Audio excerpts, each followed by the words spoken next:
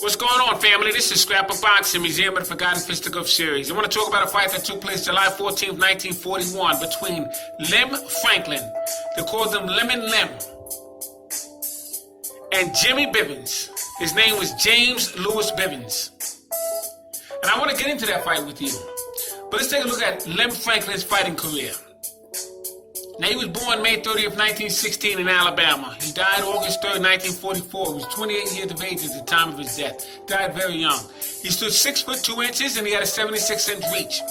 He had a fighting record of 32-13-1 and 28 knockouts. Now, he had a very good amateur career. His amateur record was 25-3 with 22 knockouts. Amazing. February 1936, he won the Cleveland Golden Gloves.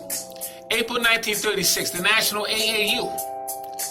November 23rd, 1936, he would have a decision award-winning over Tommy O'Born at Boston. August 14th, 1938, would defeat Charlie Ballinger. Now, Charlie Ballinger, the thing what a lot of people don't know, he was a light heavyweight champion in Canada. He's a Canadian light heavyweight champion. Very, very good fighter was Charlie Ballinger. He was a light heavyweight. He had a fighting record of 97, 52, and 22. And he would fight in White City Arena, which is located in Chicago, Illinois. Very, very good start to the career of Lem Franklin. December 20th, 1938, he would face a fighter by the name of Eddie Sims. Now, Eddie Sims was an opponent of Joe Louis. And he had a fighting record of 33 wins, 29 losses, and 5 draws. They fought at the arena. They called it the Cleveland Arena. And he would lose to Eddie Sims. And once again, Eddie Sims had a lot more experience at that time than Lem Franklin. March 20th, 1939, he'd be in there with Lee Savoy, another Joe Louis opponent. Lee Savoy had a fighting record of 39 wins, 24 losses, 2 draws. He fought him in Marigold Gardens in Chicago, Illinois. March 31st, 1939, he would fight Abe Simon, 22-3, and no draws. Fought him at Chicago Stadium, Chicago, Illinois. Now, Abe Simon would be in a ring with Joe Louis. And Joe Louis would fight an Army and a Navy Relief Fund for the military. He would face Abe Simon and Buddy Bear. Abe Simon was at least 6 foot 6 inches. And he wasn't a good fighter at all. He was just a big man. He was ran by the mob, as Primo Cornera was. But he'd be a good opponent for Lem Franklin, because Lem Franklin was really a light heavyweight moving up. So that was a good fight for Lem Franklin. March 13th, 1939, he would face Tony Muto, another Joe Louis opponent. 23-2-0. Chicago Coliseum. Now, he would lose to Tony Musso, but Tony Musso was a very good opponent. He would face Perk Daniels, November 17th, 1939. Perk Daniels had a fighting record of 8-0 with no draws. December 29th, 1939, would face Eddie Sims again, 40-37-5. And he would defeat Eddie Sims. February 5th, 1940. He would fight Buddy Millard, very good fighter, 19-0, with no draws. He would fight him at Marigold Gardens, Chicago, Illinois.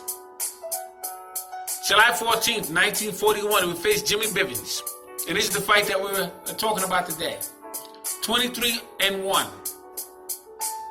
No draws.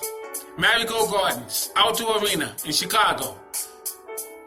And he would receive a TKO. Lem Franklin, some fighter. September 24th, 1941, he would face Curtis the Hatchet Shepard, 13-8-0, in Hickory Park. Curtis Shepard was some puncher. He was a murderous puncher. He puts me in mind of a fighter by the name of Bob Satterfield, the punching power that Curtis the Hatchet Shepard would have. Fascinating fighter was Curtis Shepard. March 30th, 1942, would fight Harry Bobo, another good fighter. I may try and show you some of these opponents at the end of this video. 27 wins, 5 losses, no draws. And he would lose that fight in a technical knockout. February 24th, 1942, would face Bob Pastor, another Joe Louis opponent, Billy Conn opponent. 50 fights, he would win. 60 losses, and he would have 4 draws. He would fight at Cleveland Arena. Very good career of Lem Franklin. Because Lem Franklin was in there with just about everybody coming up at that time. Fascinating fighter was Lem Franklin. Now, Jimmy Bivens, named James Louis Bivens. He was born December 6, 1919, in Dry Branch, Georgia. And he would move over to Cleveland as a young man.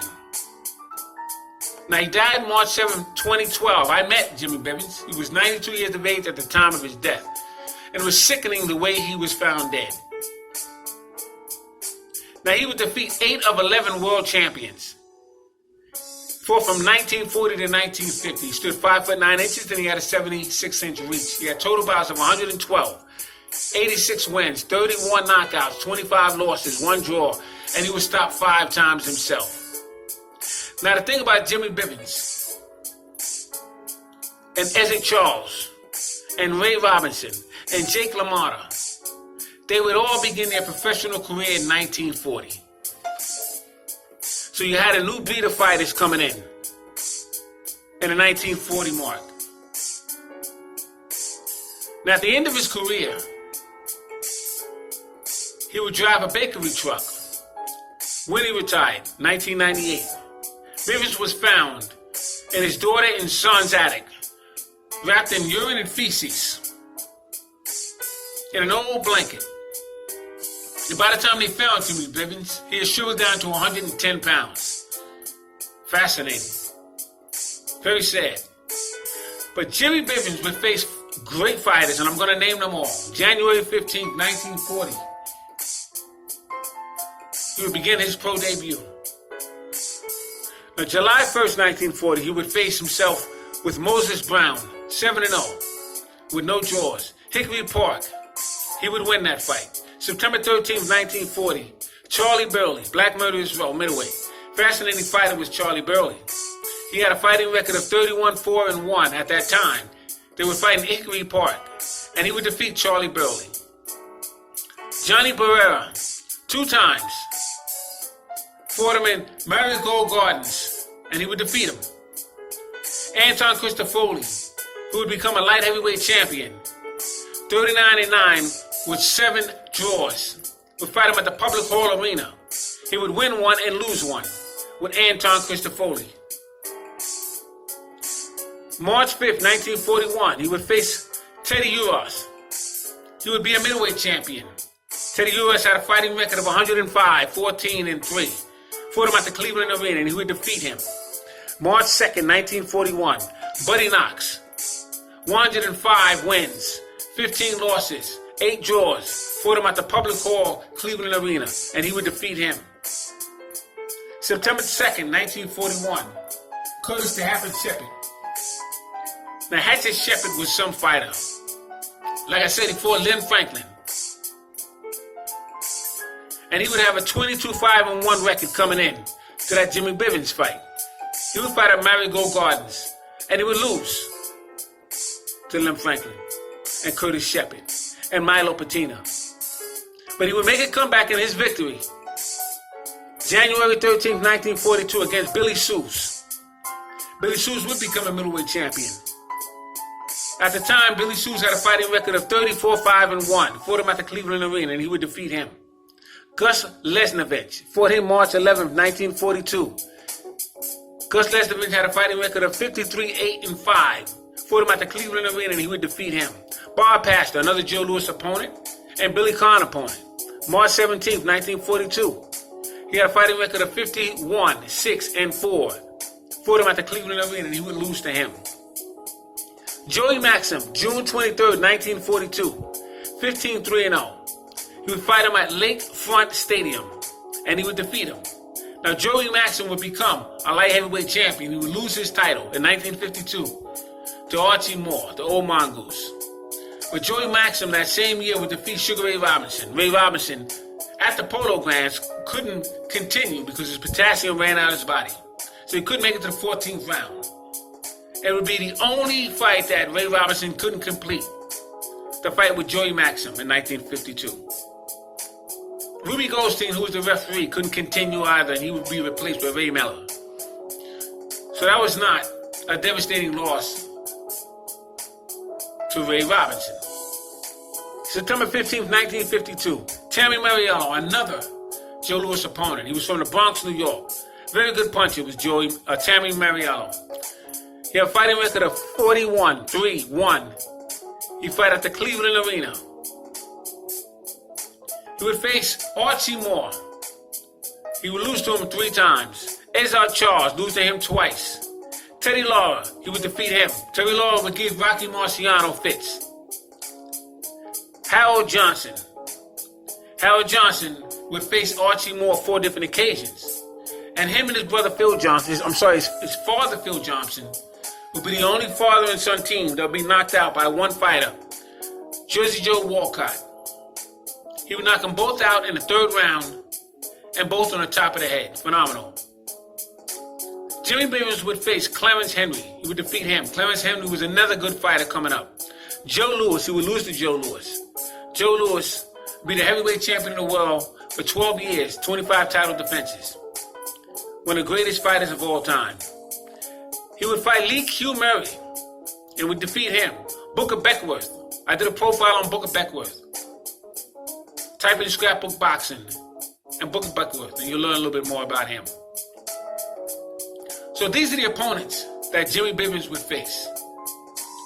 He'd be entered in the Cleveland Hall of Fame in 1978. He would have a park named after him in Cleveland.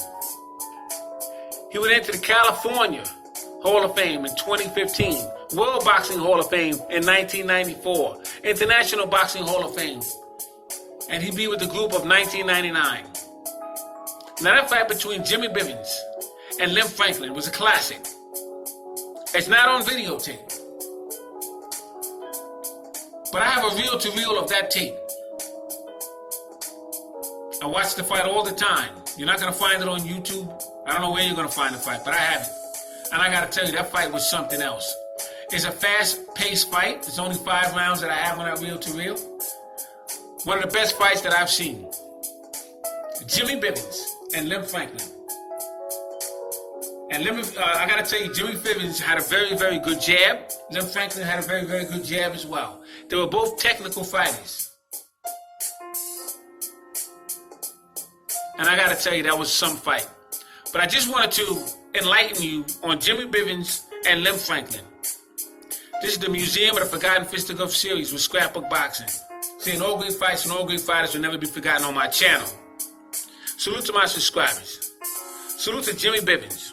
No problem champion today. Probably 10, 12 years straight. Lem Franklin. Very, very, very good fighter. Salute to these great fighters.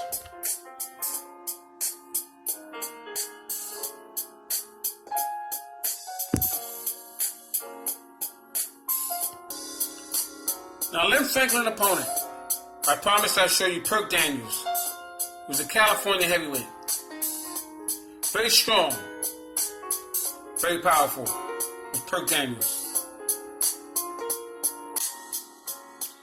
Here's a Lem Franklin heavyweight opponent, Harry Bobo. Very good fighter was Harry Bobo. He reminded me of Tiger Flowers, a very religious man. But when it came to throwing hands, he meant business. Salute to Harry Bobo. Once again, I'm digging into my personal scrapbook collection to show you some of these pictures you're not going to find anywhere else.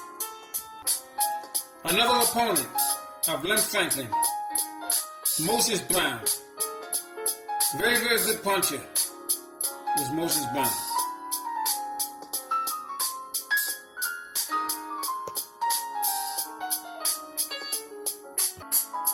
Salute to Jimmy Bivens. Salute to Lem Franklin. Salute to my subscribers. Peace.